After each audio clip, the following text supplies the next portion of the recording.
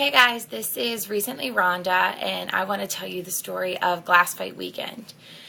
This particular weekend, I had found out that, well, even they had just found out that Fitzy and Phil were going to be moving to Albany, where I'm originally from, which came very unexpected and very last minute. So we kind of found out, and like I freaked out because they're my best friends here, and like, you know, we really enjoy like hanging out with each other and stuff like that. And I was just sad. So that's kind of how this story is going to transpire. So it was a Friday. We had just found out. So I went over to Phil's house. So Phil was there. Fitzy was actually in Utah. My roommate was with me.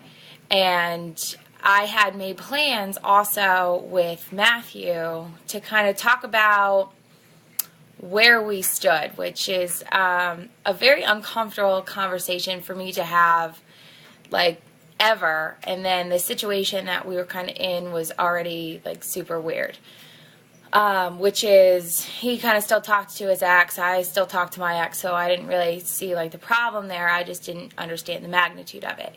On top of Fitzy and Phil leaving, this kind of was just too dramatic and too overwhelming for me to deal with. And I'm usually not dramatic at all. I usually don't like freak out or whatever, but this particular Glass Fight Weekend, there was a bunch of freakouts. It got really weird. So to start off, I had made plans with Matthew, to hang out on Friday to kind of talk about shit.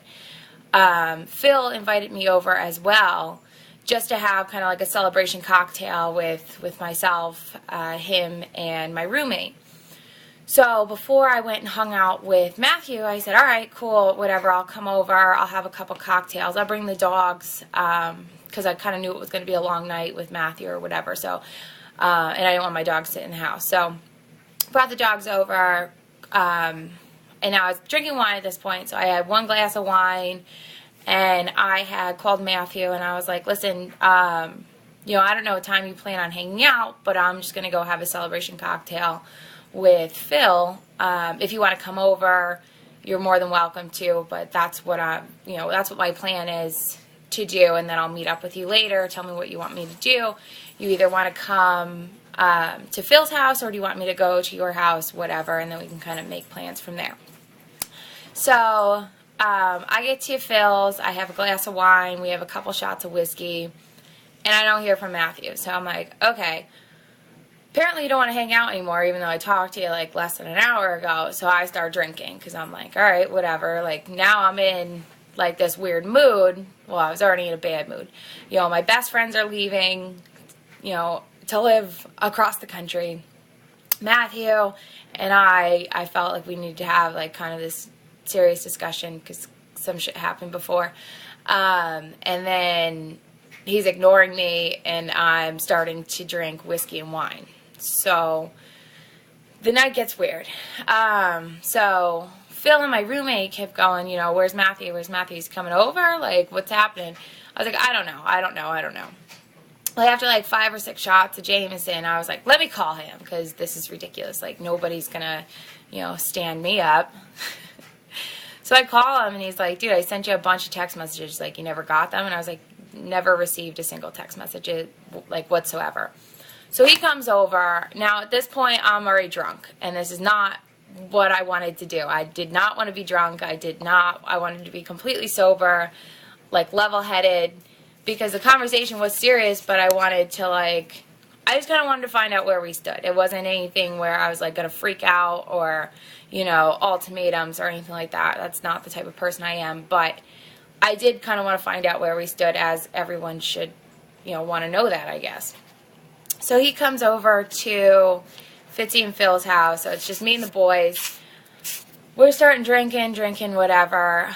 I do know what happened. So Matthew did something to piss me off after I've already been, like, aggressively drinking with the boys and just upset about shit and whatever, like having like a bad week, a weird week, you know, kind of just in a weird fucking mood. Like, I don't like to have talks and shit, so I was nervous and I was just in a weird place, which I usually am never in. So Matthew comes outside. I light up a cigarette.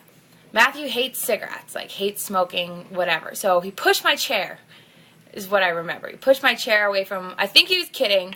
I'm pretty sure he was kidding or just doing it to be an ass. But either way, I took, like, very much offense to it. So I was like, okay, cool. He goes inside, go to the bathroom, I go inside to grab a drink. Or vice versa. I don't really remember how that went. And he and I start talking, and I'm like, well, you know, like, he was at the fridge or whatever, and then I just kind of came at him like a spider monkey. He did not even see it coming. I was just like, I think that you have been incredibly fucking standoffish to me. Like, and I want to know why. Like, I don't get it. Have I done something? I just don't understand. So the conversation kind of came out where I was like, well, what do you want me to do? Like, what do you expect? And he threw this line at me, which was basically, not basically, it was literally, well, I'm still hung up on my ex. Okay. That's like a fucking dagger to the face. Like, that sucked. That really sucked to hear. So I got really aggressive, and I was like, well, what the fuck do you expect me to do?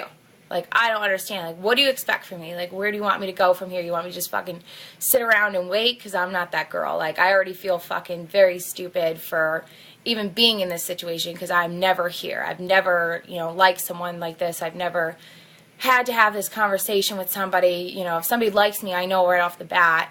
And I never really have to have any, like, I don't have any trouble with it. Well, he must have been saying a bunch of other shit that I, like, didn't want to hear because my blackout, like, collided in with my selective hearing. And I don't remember anything past that point, which is terrible. So, completely blacked out. I don't know what was said after that because, like I said, I started hearing some shit that I don't like in a conversation that I didn't want to have, so I kind of just blocked it out and then blacked out, and it was not fucking good.